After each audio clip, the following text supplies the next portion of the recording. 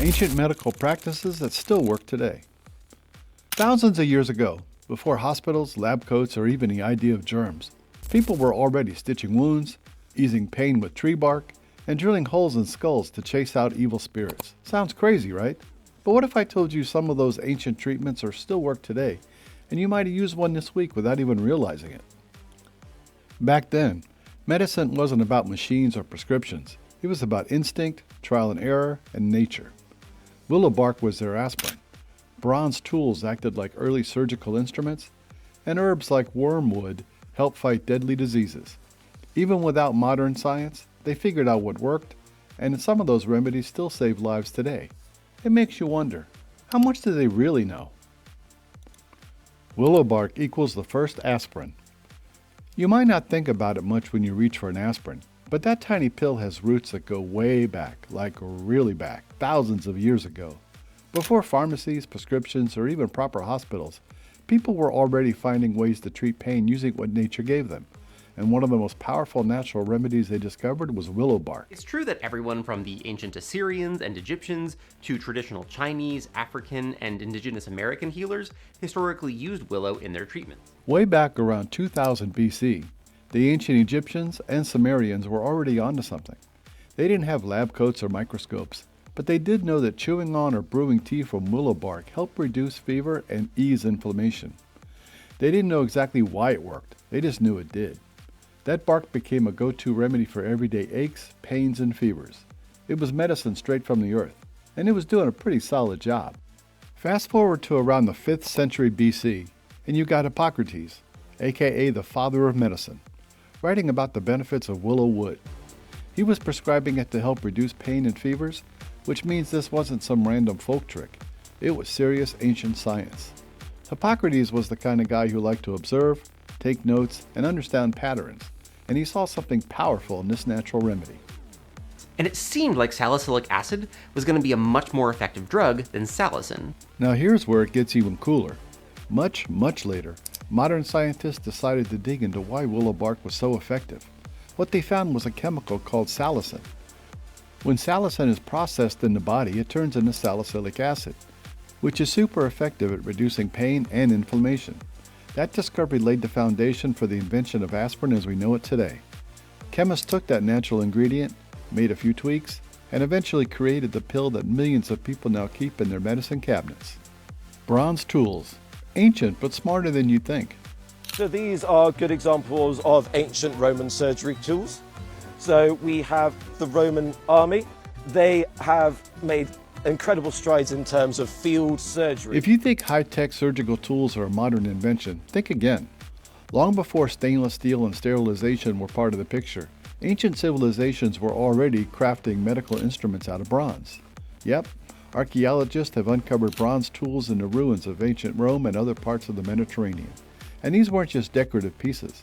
These were real functional tools used by doctors of the time to perform surgeries, treat wounds, and possibly even conduct some pretty advanced procedures for their era.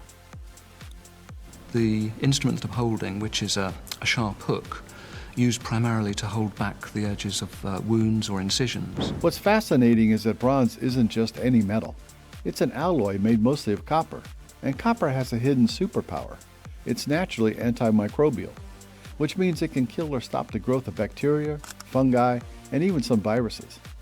Now, the people using these tools back in the day didn't understand what microbes were. They had no clue what germs looked like under a microscope, but somehow they stumbled on a material that helped reduce infections. That's a pretty big deal, considering that back then, a simple wound could turn deadly if it got infected. The bronze tools might not have been sterile by today's standards, but they were a much safer option than using plain iron or other metals. They didn't rust the same way, and they helped keep things just a bit cleaner during procedures. In a time when doctors were still figuring out which practices worked and which ones didn't, bronze tools were surprisingly ahead of the game. Wormwood and the fight against malaria. She was appointed assistant professor at the China Academy of Traditional Chinese Medicine in Beijing in 1965. Imagine a life-saving drug that won a Nobel Prize. And it all started with an old Chinese herb. Sounds like something out of a movie, but it's completely real. In 2015, the Nobel Prize in Medicine was awarded for the discovery of artemisinin, a powerful treatment for malaria that has saved millions of lives across the world. What's wild is that this breakthrough didn't come from a shiny new lab. It came from ancient Chinese medicine. Researchers were digging through historical texts from the Jin dynasty, looking for anything that could offer a clue in the fight against malaria. Malaria, as you probably know, is no joke. It's a deadly disease that hits some of the poorest regions in the world the hardest, especially in places like sub-Saharan Africa and parts of Asia. Modern medicine had been struggling to find new ways to treat it, and that's when scientists took a step back into the past. In those old texts, they came across references to a plant called wormwood, also known as qinghao in Chinese. It was used centuries ago to treat fevers and chills, some of the major symptoms of malaria.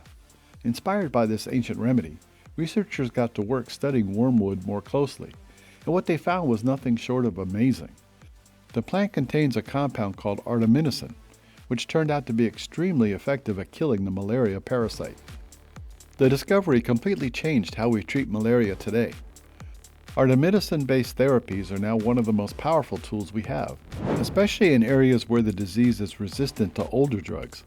Millions of lives have been saved, and that all goes back to wisdom passed down through generations in ancient Chinese medical practices. The original surgery squad, ancient Egyptians. When you think of ancient Egypt, you probably picture pyramids, mummies, and pharaohs dressed in gold. But what might surprise you is that the Egyptians were also some of the earliest surgeons in human history. Way back around 3000 BC, they were already performing basic surgeries and using sutures. Yep, surgical stitches to close up wounds. That's thousands of years before anyone even dreamed of modern hospitals or sterile operating rooms. Ancient medical text has a habit of not lasting the test of time, but the Kahun Egyptian medical text, it was written on papyrus. There's mention of it in a number of other manuscripts. These early Egyptian doctors weren't just guessing either. They had a surprisingly advanced understanding of the human body for their time. Of course, they didn't have the same tools or knowledge we do today, but they knew enough to treat injuries, stitch up cuts, and even perform simple operations. Some of this knowledge was recorded on papyrus scrolls, offering instructions and advice for treating different types of wounds and illnesses. It shows that they weren't just experimenting. They were thinking, learning, and documenting what worked. And when it came to pain management, the Egyptians were way ahead of the curve. They used opium, which comes from the poppy plant, to help dull the pain during procedures. Sound familiar? That's because the same active ingredient in opium is found in morphine, one of the most powerful painkillers we still use today. It's hard to believe, but even back then, people were trying to make surgeries less painful and more bearable, even if they didn't have anesthesia in the way we do now. Of course, things weren't perfect. They didn't always understand why something worked, and some of their methods probably made modern doctors cringe. But the fact that they were using real techniques like stitches and pain relief shows that they were more advanced than they often get credit for. They weren't just stabbing in the dark, even if their tools were basic and their knowledge limited by the times. Brain surgery, but maybe for weird reasons.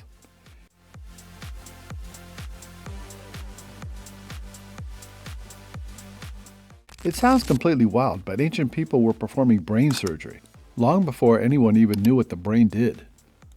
The procedure was called trepanation, and it involved drilling or scraping a hole into a person's skull. I know, it sounds more like a horror story than medical treatment, but believe it or not, this was a real and widespread practice that's been found in human remains all over the world, from Europe to Africa to South America.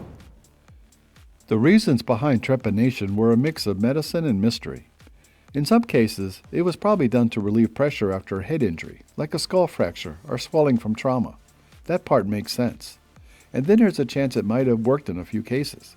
But in other situations, people believe that mental illness or seizures were caused by evil spirits trapped inside the head. So they thought, hey, if we make a hole in the skull, maybe the bad spirits can escape. As strange as that sounds now, they were working with the knowledge they had at the time, and honestly, they were trying to help. What's surprising is that some of the skulls found with these holes show signs of healing, meaning the patient survived the surgery. That means ancient healers weren't just blindly hacking away. They had some technique, and at least a few people lived through it. No anesthesia, no antiseptics, just sharp tools and a lot of courage. Our desperation. So, what are your thoughts on this? Let us know in the comments below.